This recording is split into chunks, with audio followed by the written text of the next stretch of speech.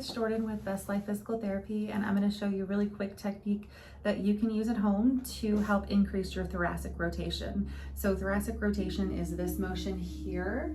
Think looking behind you in the car, checking that blind spot, things like that. So how you're going to start is see what your thoracic rotation is to start with, so we can compare after you do this exercise and see if there's been a change. So how we're going to do that, you'll notice when I just rotated a minute ago, you really kind of compensate with your shoulder and things like that. So what we want to do to be sure we're really isolating that thoracic rotation is you're going to take your hands just like this and just kind of rest them under your chin. And that's just going to take your shoulders out of the equation. So we're really moving just your spine. So we're going to come here and we're going to do that. We're going to go to the right and just pay attention to how it feels. Pay attention to maybe the last thing that you can see when you turn. So that'll give us our comparable sign when we do it afterward. And then you're gonna go to the other side, and that side for me, whew, that is stiff, going to that side. So I'm gonna make note of that. I'm gonna pay attention to the last thing I can see.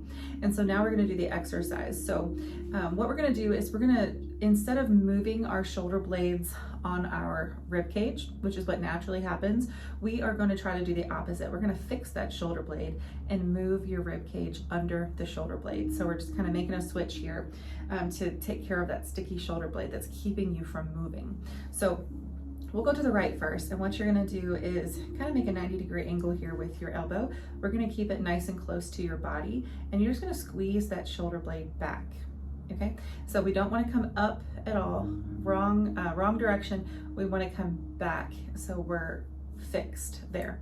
And so we're going to keep that shoulder blade squeezed, and we're going to do that rotation again. The motion's going to be a lot smaller than it was a minute ago because we don't have that mobility of the shoulder blade this time, and that's how we want it. So we're going to fix that shoulder blade back, and we're going to rotate to the right and come back to center. And so the whole time we're just keeping that squeeze of your shoulder blade while moving your ribs under that shoulder blade, just like that. So you want to do about 10 or 15 times to that side, and then we're going to do the same thing on the other side. So we're going to make sure that shoulder's down. We're going to squeeze that shoulder blade back. We're going to fix it in place, and we're going to rotate to the left and come back to center. So don't force it. You don't want to force it all the way back. Just go to where you naturally will stop.